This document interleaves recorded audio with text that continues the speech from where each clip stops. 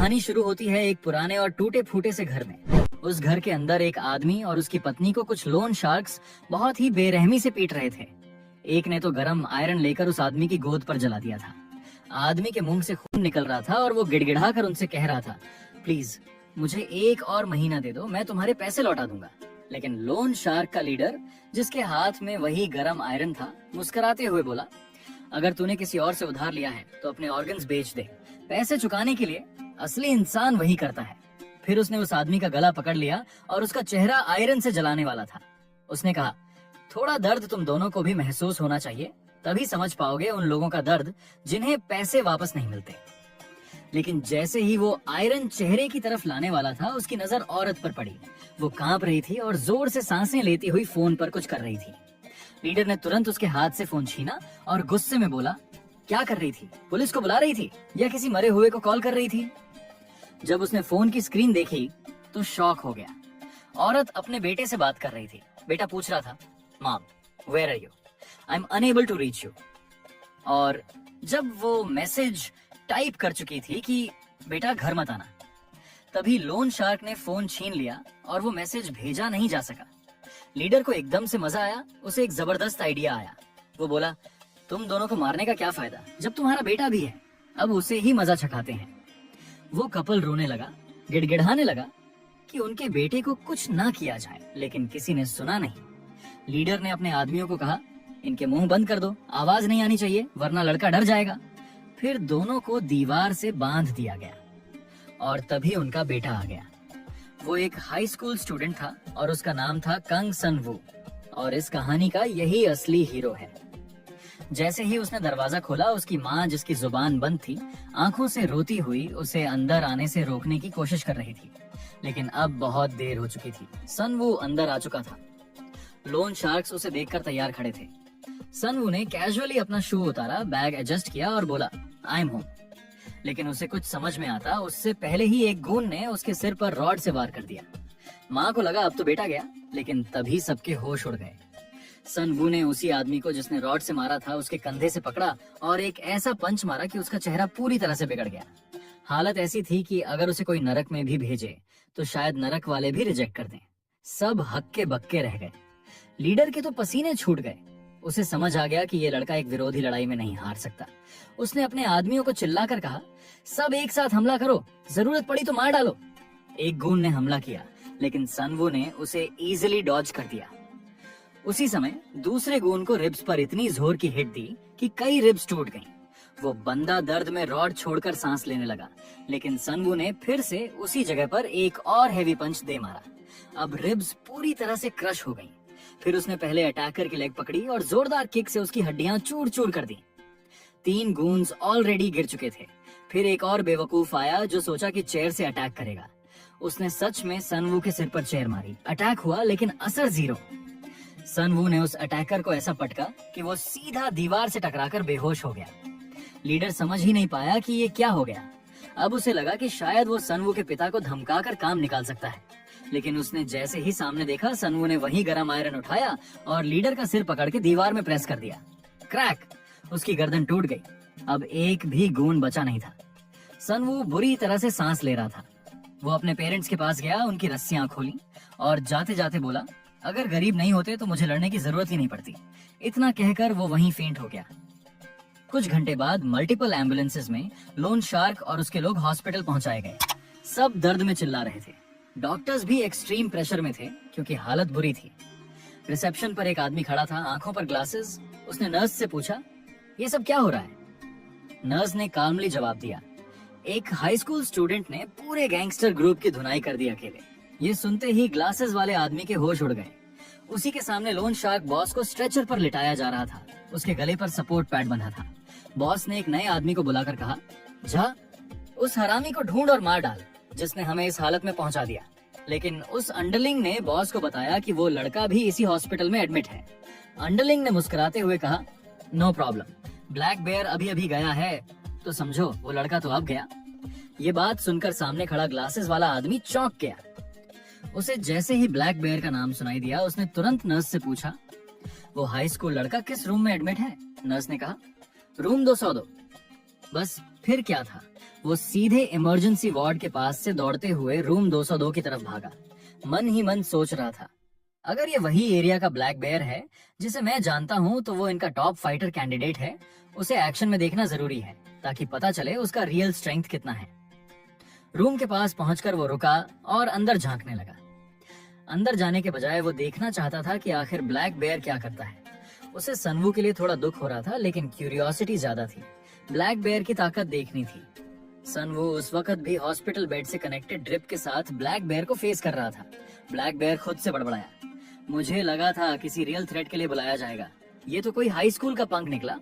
फिर सनवू से बोला, don't take it personally, I've got debts to collect too।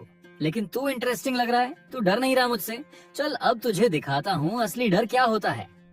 लेकिन सनवू ने उसे मौका ही नहीं दिया। उसने लाइटनिंग फास्ट जैब मारा, बट ब्लैक बेयर उससे भी फास्ट निकला। उसने सनवू के सिर पर ऐसा स्लैप मारा कि वो सीधा जमीन पर गिर गया, जैसे कोई मच्छर को फ्लाई स्वॉटर से मारता है। सनवू जमीन पर खून खांसते हुए पड़ा था और बाहर से देख रहा ग्लासेस वाला आदमी इम्प्रेस्ड था। ब्लैक बेयर की स्पीड बहुत क्रेजी थी, एक्सपेक्टेशन के हिसाब से सही डिलीवर किया था। ब्लैक बेयर हंसते हुए बोला, बेटा चाहे जितना भी क्रेजी बन, अगर तुम आंखें वाइड ओपन करके मुझसे भिड़ोगे तो मैं तुम्हें गिरा ही दूंगा। लेकिन अगले ही पल सब हैरान रह गए। सनवू धीरे धीरे उठा, उसने अपने मुंह से खून साफ किया और बोला, तू बहुत बोलता है, कंसिडरिंग तेरे पास है कुछ नहीं। उसकी बात सुनकर ब्लैक बेयर चिढ़ गया, लेकिन साथ ही एक्साइट भी हो गया। उसे मजा आ रहा था, क्योंकि यही तो थ्रिल होता है जब कोई डरे बिना सामने आता है। ग्लासेस वाला आदमी अब सीरियस हो गया था। उसे एहसास हुआ कि ब्लैक बेयर सच में सनवू को किल करना चाहता है। लेकिन इससे पहले कि वो अंदर जाए, सनवू ने ब्लैक बेयर की पहली स्ट्राइक डॉज की और जोरदार किक सीधा उसके चेहरे पर मारी। ग्लासेस वाला आदमी एकदम शॉक्ड रह गया। उसने कभी नहीं सोचा था कि कोई ब्लैक बेयर को गिरा सकता है, लेकिन ब्लैक बेयर ने अपने हाथ से खुद को गिरने से बचा लिया। अब ग्लासेस वाला थोड़ा रिलीव्ड था। आखिर ब्लैक बेयर को पूरे देश में फिजिकल किंग कहा जाता है, वो इतनी आसानी से कैसे गिरता। ब्लैक बेयर मुस्कुराते हुए बोला, तू सोचता है मैं गिर जाऊंगा एक हाई स्कूलर की किक से? लेकिन जब तक वो अपनी बात पूरी करता, बैंग, सनवू ने एक और पंच मारा, इस बार सीधा उसके चेहरे पर। ब्लैक बेयर का फेस जमीन से टकराया और वो गिर गया। अब तो ग्लासेस वाले को भी विश्वास नहीं हो रहा था, ये तो इम्पॉसिबल है। लेकिन सनवू ने यही नहीं रोका, उसने एक के बाद एक पंचेस बरसाने शुरू कर दिए। ऐसा लगा जैसे वो उस लड़के को विजडम पढ़ा रहा हो। सिर तोड़कर ब्लैक बेयर ने जैसे तैसे उसे वेस्ट से पकड़ लिया और जोर से स्क्वीज करने लगा। सनवू ऑफ गार्ड हो गया।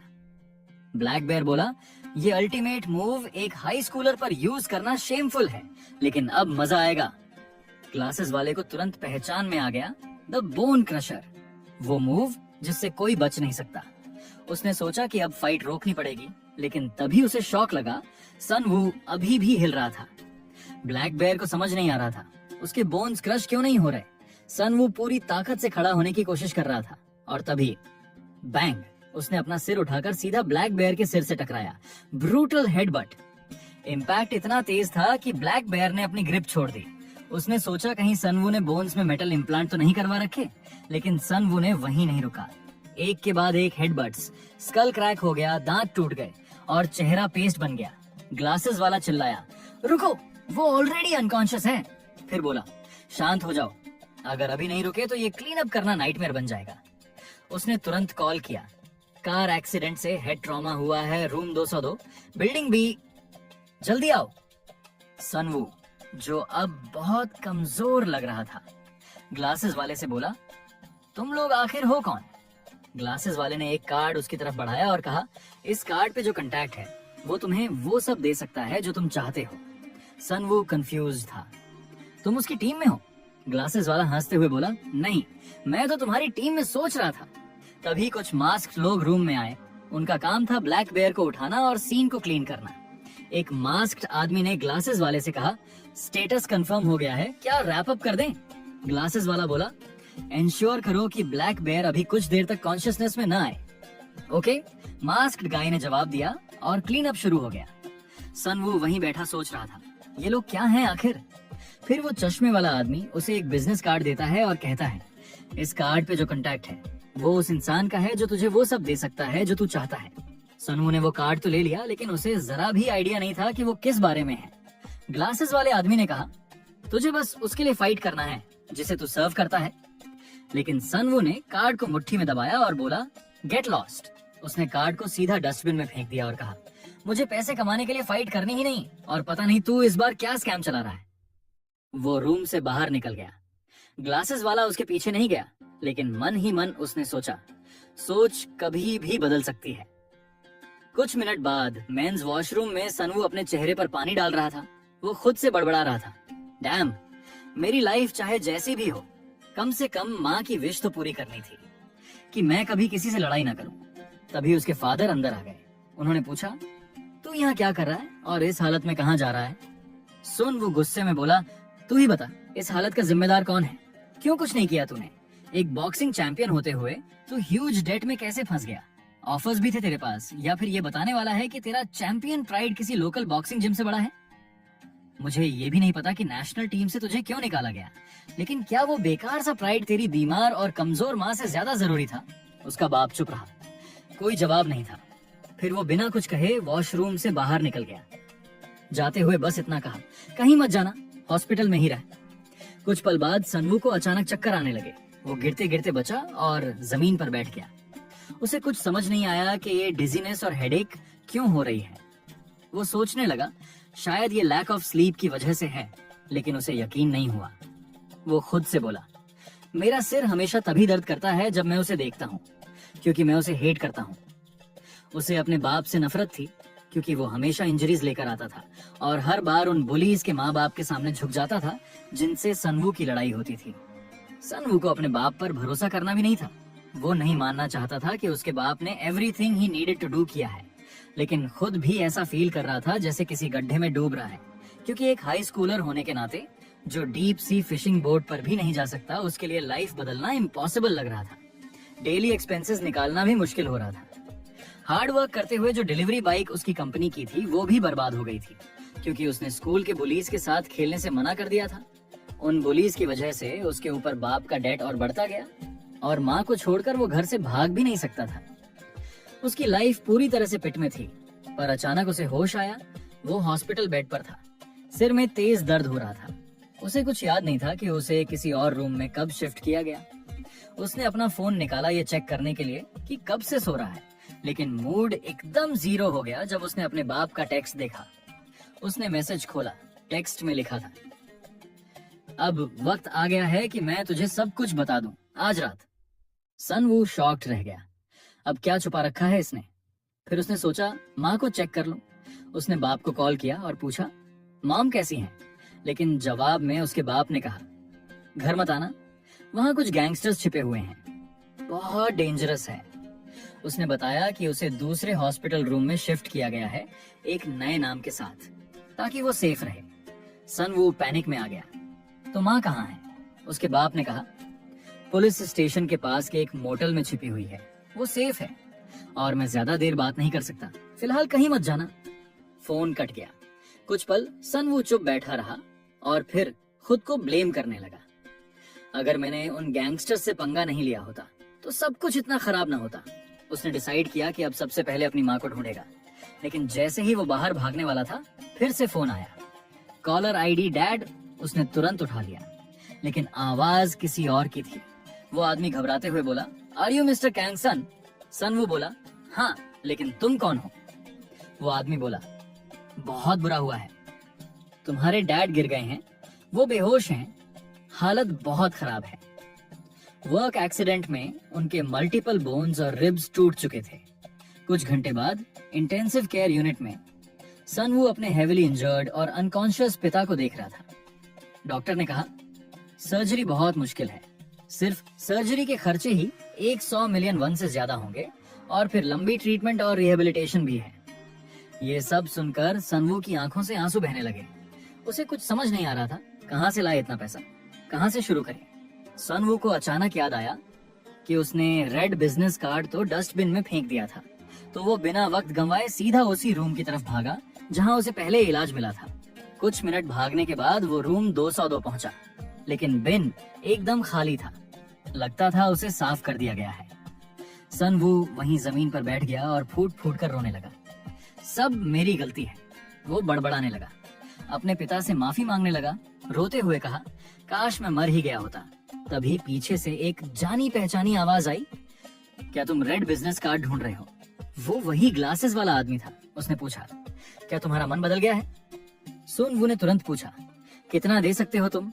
वो आदमी अपने ग्लासेस को छूते हुए बोला, कम से कम 10 अरब वन, अगर तुम जीत गए। और अगर जीत नहीं भी पाए लेकिन पॉपुलैरिटी मिल गई तो भी बहुत सारा पैसा कमा सकते हो। उसने फिर पूछा, तो इंटरेस्टेड हो हमारे साथ काम करने में? नेक्स्ट सीन, एक ऑफिस में ग्लासेस वाला आदमी, अब जिसका नाम था किम, सनवू को एक कॉन्ट्रैक्ट देता है। किम कहता है, आराम से पढ़ो, जब रेडी हो जाओ तो साइन कर देना। सनवू ने पेपर्स उठाए और देखा जो फाइटिंग वार्ड लिखा था। उसे क्यूरियोसिटी हुई, ये क्या है? किम ने बताया, ये एक सीक्रेट अंडरग्राउंड फाइटिंग टूर्नामेंट है जहां ऐसे फाइटर्स पार्टिसिपेट करते हैं जिन्हें हॉस्पिटल्स में दी गई डेंजरस डोपिंग ड्रग्स से मॉन्स्टर्स पावर्स मिलती हैं। सनवू शॉक्ड था। क्या तुम लोग डोपिंग करवाते हो? उसने साफ मना कर दिया, मैं ऐसा काम नहीं करता। किम फिर भी उसे डोपिंग ड्रग्स दिखाने लगा। उसने कहा, ये सिर्फ सिंपल ड्रग्स नहीं है, कुछ तो ऐसे हैं जो बूढ़ों को भी मॉन्स्टर स्ट्रेंथ दे देते हैं। ऑफ कोर्स ये ऑप्शनल है, मैंडेटरी नहीं। सनवू ने पूछा, तुम हो कौन? किम ने ग्लासेस एडजस्ट किए और बोला, sorry for the late intro, मैं किम मिनाक हूँ, एक स्काउट, एक बहुत इंपॉर्टेंट इंसान के लिए जो फाइटिंग वार्ड में हिस्सा लेता है। सनवू को उसकी आइडेंटिटी का कोई अंदाजा नहीं था, लेकिन किम बोला, अभी आइडेंटिटी की चिंता मत करो, डोपिंग की बात ज्यादा जरूरी है। फिर उसने कहा, अब तक कोई भी बिना डोपिंग के टूर्नामेंट नहीं जीता। सनवू फिर भी अड़ा रहा, मैं डोपिंग नहीं करूंगा। किम ने कहा, ठीक है, मैं अब डोपिंग की बात नहीं करूंगा, अरीना में वैसे भी तुम्हें सब पता चल जाएगा। सनवू ने सोचा, ये सुन ही नहीं रहा मुझे। किम ने टूर्नामेंट का सिस्टम समझाया, अगर तुम टॉप 20 तक पहुंच गए तो स्पॉन्सर चुन सकते हो, उसी इंपॉर्टेंट इंसान को अपना स्पॉन्सर बनाकर आगे जीत तक जा सकते हो। सनवू ने बोला, ठीक है, सारी बकवास समझ आ गई, अब बस पैसे दे दो, मुझे और कुछ नहीं चाहिए। किम ने शांति से कहा, तुम्हारी रिक्वेस्ट में प्रॉब्लम है, पेमेंट सिर्फ टूर्नामेंट के जरिए पॉसिबल है। सनवू गुस्से में चिल्लाया, आर यू किडिंग मी? अगर पैसे की गारंटी नहीं तो क्यों करूं मैं ये सब? किम बोला, रिलैक्स, तुम्हें पैसे अपने बाप की सर्जरी के लिए चाहिए और उन्हें सेफ भी रखना है, सही कह रहा हूँ ना? सनवू शॉक्ड, तुम्हें ये सब कैसे पता? किम ने कोई जवाब नहीं दिया, बस बोला, तुम बस फाइट करो हमारे बॉस के लिए, सर्जरी, सेफ्टी और डेट सब हम देख लेंगे। सनवू उसके वर्ड से थोड़ा इमोशनल हो गया। पर मैं तुम्हारे भरोसे कैसे रह सकता हूँ? उसने पूछा। तभी उसका फोन बजा, माँ की कॉल। उसने तुरंत उठाया। माँ सब ठीक है ना? माँ बोली, सुना है तूने हॉस्पिटल बिल्स भर दिए और बॉडीगार्ड्स भी भेजे हैं। सनवू खुद चौंक गया, मैंने कब किया ये सब? किम ने धीरे से कहा, अब तुम आराम से रहो, तुम्हारे पेरेंट्स के लिए सेफ हाउस ऑलरेडी रेडी है। फिर बोला, ऑनेस्टली हमारे पास तुम्हारे अलावा कोई और ऑप्शन नहीं है। सनवू ने फिर कॉल पर अपनी माँ से कहा, हाँ माँ, वो लोग मेरे ही भेजे हुए हैं, जैसे वो कहें वैसे करना, मैं जल्दी आऊंगा। और कॉल काट दिया। अब वो किम की तरफ देखकर सीरियस हो गया। प्राइस इतना बड़ा क्यों है? 10 अरब वन, किम ने जवाब दिया। 10 अरब तो सिर्फ बेस प्राइस है, जितनी ज्यादा बेटिंग होगी प्राइस और बढ़ेगा। एक विनर ने तो 15 अरब भी लिया है। Sunwoo shocked, that's insane. Kim बोला, संभव है, लेकिन डाउनसाइड भी है। 90% लोग या तो मर जाते हैं या अपाहिज हो जाते हैं, सिर्फ 10% ही सही सलामत बाहर आते हैं। सनवू, इतने लोग मरते हैं और फिर भी किसी को पता नहीं चलता? किम बोला, यही वजह है कि ये सीक्रेट है और कॉन्ट्रैक्ट साइन करते ही हम तुम्हारा डेथ एलिबाई बनाते हैं। Sunwoo stunned, death alibi? Kim ने बताया, हॉस्पिटल बेस्ट जगह है फेक डेथ प्लान करने की, चाहे डिसअपीयरेंस हो, इलनेस, फॉल या ड्रग्स, सब कुछ हम फेक कर सकते हैं। सनवू फिर बोला, और अगर मैं ये सब रिपोर्ट कर दूं तो?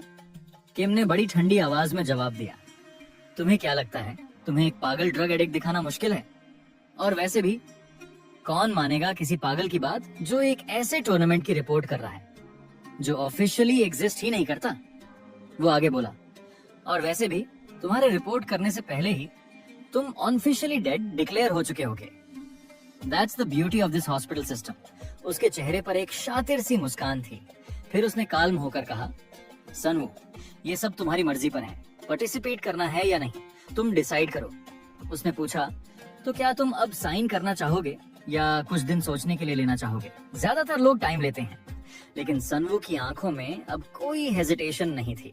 वो बोला, मुझे एक दिन भी नहीं चाहिए, मैंने ऑलरेडी डिसाइड कर लिया है, बस तुम अपना वादा निभाना। किम की मुस्कान और भी गहरी हो गई, एक ऐसी मुस्कान जिसमें जीत का यकीन हो। लेकिन तभी सनवू को अचानक अपनी गर्दन पर एक चुभन महसूस हुई। पीछे से एक नर्स आई थी और उसने उसे इंजेक्ट कर दिया था। सनवू चौंक गया, उसने स्ट्रगल करने की कोशिश की। क्या कर रहे हो तुम लोग? किम उसकी आंखों में देखते हुए बोला, रिलैक्स सनवू, ये बस एनेस्थीसिया है तुम्हें अरीना ले जाने के लिए। और याद रखना, तुम्हारे पेरेंट्स की सेफ्टी, सर्जरी, सब कुछ सिर्फ तब तक है जब तक तुम टूर्नामेंट में हो। So make sure you win and solve all your problems. अगर वीडियो पसंद आया हो तो एक लाइक जरूर कर देना। कमेंट करके बताओ कि आपको सबसे इंटरेस्टिंग पार्ट कौन सा लगा। और हाँ, अगर अभी तक चैनल को सब्सक्राइब नहीं किया है तो जल्दी से कर लो। बेल आइकॉन को भी प्रेस कर देना ताकि कोई भी अपडेट मिस ना हो। मिलते हैं अगले वीडियो में, तब तक के लिए टेक केयर और कीप स्माइलिंग।